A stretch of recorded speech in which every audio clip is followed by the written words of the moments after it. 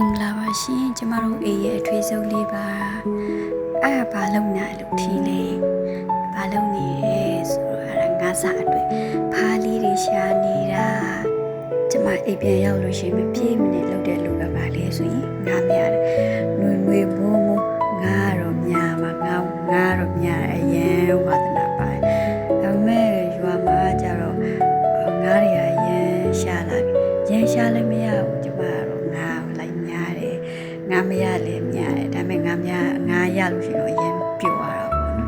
ဒီကတော့စိတ်ရှိလက်ရှိနဲ့ငါစားအတွက်ဖားလေးတွေရှာပေးနေပါတယ်ပေါ့နော်